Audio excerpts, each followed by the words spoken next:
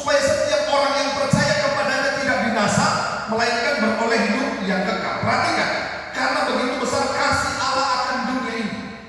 Dalam penciptaan kita sama, satu ciptaan.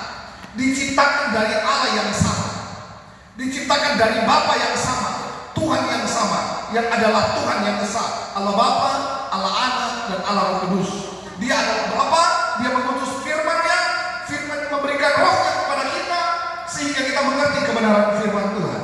Dalam satu penciptaan, kita diciptakan dari Tuhan yang sama.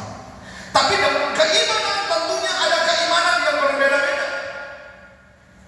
Nah, keimanan Kristen inilah yang saya mau katakan paling unggul.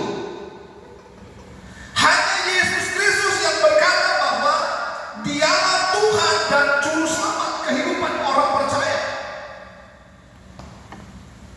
Barang siapa mengakui Yesus di hadapan banyak orang, maka dia pun akan mengakui kita di hadapan Bapaknya. Sebab kata Yesus, aku dan Bapa adalah satu. Sehingga kita tidak terjebak pada Kristen yang katanya Kristen progresif.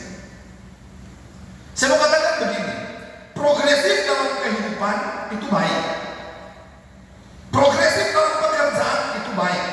Ada sebuah perubahan, ada hal-hal baru yang dikerjakan, mengalami sebuah perubahan di dalam Tuhan dari hari ke hari, itu baik. Tapi menjual kebenaran dan tidak mengakui Yesus sebagai Juru Selamat, dalam hal ini sedang menyesatkan kita, atau kita sedang memaksakan Kristus untuk menyelamatkan orang yang tidak percaya kepada Yesus. Tujuan Yesus datang ke dunia adalah untuk membawa jiwa datang kepada Tuhan bagi mereka yang percaya kepada firman Tuhan. Sehingga inilah keberanian dari Petrus dan Yohanes di dalam Kisah Para Rasul pasal 4 ini ayat 12. Sebuah keberanian dari Petrus dan Yohanes, mereka mengakui bahwa hanya di dalam Yesus Tuhan ada keselamatan. Karena pada waktu itu ketika mereka memberitakan Injil, ketika ada mujizat terjadi, mereka diintimidasi, mereka dibawa ke mahkamah agama oleh para pimpinan agama Yahudi pada waktu itu, menghakimi mereka.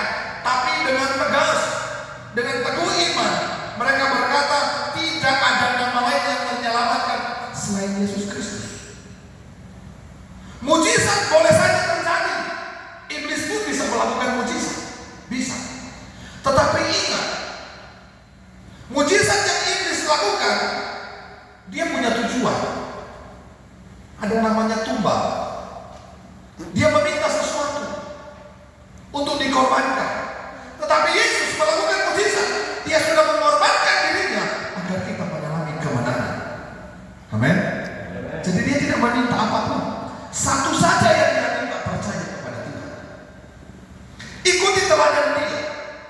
Jangan mencontohi apa yang ditawarkan oleh dunia. Jangan mengikuti apa yang dijadikan iblis sebagai sarana untuk menghancurkan gereja Tuhan.